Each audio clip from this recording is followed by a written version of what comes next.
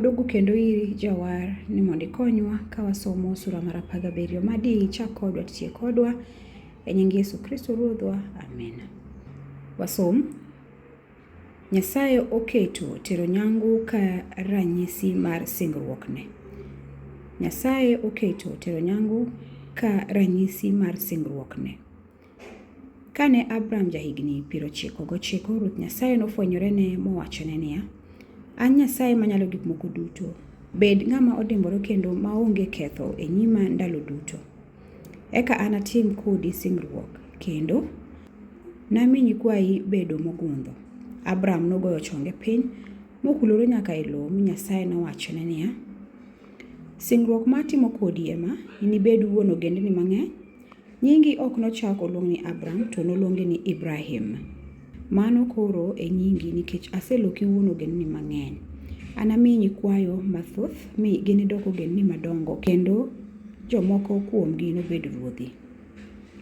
Anarit singruok ma asetimo kodi kendo gi nyikwayi e tienge mabiro. Mi anabed Nyasachi kendo Nyasach nyikwayi nyaka chieng'. Anamiyi piny Kanaan duto makoro inie jadakne. Mi enobed mari gi nyikwayi nyaka chieng' kendo anabed Nyasachgi. Nyasaye nomedo wacho ni Ibrahim niya, to bende in kaachiel gi tienge duto mag nyikwayi nyaka urit singruokna. Koro ma e kaka onego umak singruoknani. Ng'at ka ng'ato madichuo kuomu nyaka ter nyangu.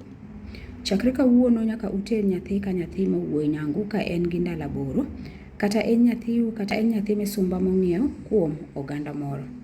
Mano biro nyiso ni nitie singruok e kinda kodu. Ng'at ka ng'ato nyaka ter nyangu kendo mano nobed ranyisi e ringreu manyiso ni singruok masetimo kodu no osiko. To dichuo ma ok oter nyangu noriemb kuom jowetene nikech ok oserito singruokna. 15 Eka Nyasaye nowacho ni Ibrahim kendo niya, kik ichak iluong chiegi ni Sarai nikech koro nyinge Sara. Abiro gwedhe kendo abiro miyi nyathi mawuoyi kode. Anagwedh Sara mi nobed min ogendini mang'eny kendo nyikwaye moko nobed ruodhi. Ibrahim nogoyo chonge piny mokulore nyaka e lowo to nochako nyiero koparo ni, bende ng'ato dinyuol nyathi ka en jahigni 100? Koso Sara nyalo nyuol ka en jahigni 90?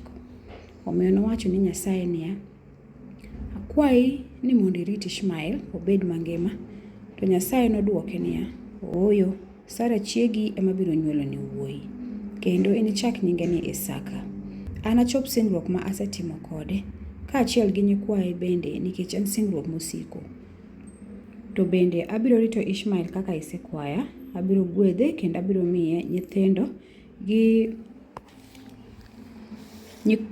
nyikwayo mang'eny. Enobed wuon jodongo 12 kendo anami nyikwaye bed oganda maduong'. To anarit singruok ma asetimo kod Isaka wuodi ma Sara biro nyuolo e kinde ma kama higa mabiro. Kane Nyasaye osewuoyo gi Ibrahim, nowuok moweyo Ibrahim kanyo. Odiechieng'no ema Ibrahim notimoe gima Nyasaye nochike. Notero Ishmael wuode nyangu kaachiel gi joma chuo duto monyuol e dalane kod wasumbini duto. Ibrahim ne oter nyangu ka jahigni 99. Ishmael wuode to ne jahigni 13. Kamano Ibrahim gi Ishmael wuode kaachiel gi wasumbe duto noter nyangu odiechieng' achiel. Haleluya, wagone Nyasaye erokamano. Wuon polo koda piny isetayowa nyaka koro wachopo ka endi. Mad Roho ni maler omed bedo kodwa nyaka warom kendo e sura mar 18. Amina.